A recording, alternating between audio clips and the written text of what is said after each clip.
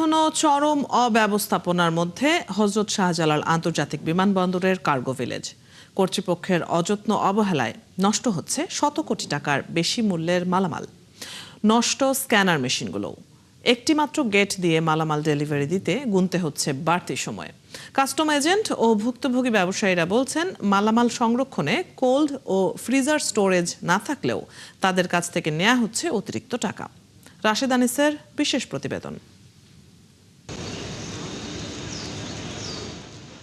2025 সালের 18 অক্টোবর শাহজালাল আন্তর্জাতিক বিমানবন্দরের কার্গো ভিলেজ এলাকায় লাগা আগুনে পুড়ে ছাই হয় শত কোটি টাকার বেশি মূল্যের মালামাল, সাথে অনেক ব্যবসায়ীর স্বপ্ন। সেই অগ্নিকাণ্ডের 6 মাস পেরিয়ে গেলেও ফিরেনি স্বাভাবিক পরিস্থিতি। কাস্টম এজেন্ট ও ব্যবসায়ীদের অভিযোগের শেষ নেই সিভিল এভিয়েশন ও বিমানের অব্যবস্থাপনা নিয়ে। আমরা সঠিক সময়ে ডেলিভারি পাচ্ছি না, রোদে পুড়ে নষ্ট হচ্ছে, আরও বৃষ্টিতে ভিজছে, ফ্যাব্রিক্স নষ্ট হচ্ছে, মানে আসলে আমরা কোনো সহযোগিতাই পাচ্ছি না। কুরিয়ারের যে মালগুলো পড়ছে সেগুলোর ব্যাপারে কোনো ধরনের হস্তক্ষেপ তারা করতেছে না।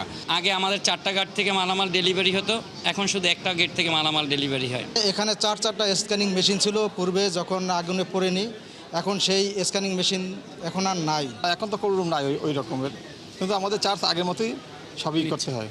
এ তো গেল মালামাল ক্ষয়ক্ষতি ও অতিরিক্ত টাকা আদায়ের কথা। কাস্টম এজেন্ট এবং সিভিল এভিয়েশনের মাঝে দূরত্ব তৈরি হচ্ছে বলে জানান কাস্টম এজেন্টরা। যে সমস্যায় আমরা আছি এই বিষয়গুলো নিয়ে ওনারা যদি আমাদেরকে নিয়ে বসতেন তাহলে ভালো হতো, সেটা তারা বসেন নাই। সিভিল এভিয়েশন ওনাদের কাজ এত ধীর গতিতে হচ্ছে, ওনারা মনে হয় হয়তো অতভাবে বুঝতেই পারতেছে না যে এটা এত জরুরি জিনিস। কোল্ড স্টোরেজ, ফ্রিজার স্টোরেজ না থাকার বিষয়টি নাকচ করে বিমান বাংলাদেশ দায় চাপিয়েছেন কাস্টম এজেন্টদের উপর। কোল্ড স্টোরেজ আমাদের আসছে, টেম্পোরারি 2টা আসছে, বিমানের পক্ষ থেকে কোনো রকমের গাফিলতি নাই, কিন্তু সিএনএফ এজেন্ট থাকে না। তারা যদি না থাকে তখন তাদের অনুপস্থিতিতে আমরা ডেলিভারি দিতে পারি না। এইসব বিষয়ে এভিয়েশন বিশেষজ্ঞরা বলছেন, বিমানবন্দর সংশ্লিষ্ট বিভাগগুলো একে অপরের উপর দোষ না চাপিয়ে নিজেদের মাঝে সমন্বয় করে নিলেই এই সমস্যা থেকে উত্তরণ সম্ভব। তাই মনে করি এখানে সমন্বয়হীনতা একটা বিশাল ব্যাপার, এবং এটা আমার কাছে মনে হচ্ছে যে আমাদের বিজনেসের জন্য একটা চরম বাজে ব্যবস্থাপনা। মানুষের ভোগান্তি কমাতে সরকার সহ সংশ্লিষ্ট কর্তৃপক্ষের নজরদারি বাড়ানো জরুরিও মনে করেন এই বিশেষজ্ঞ। রাশেদ আনিস, 71, ঢাকা।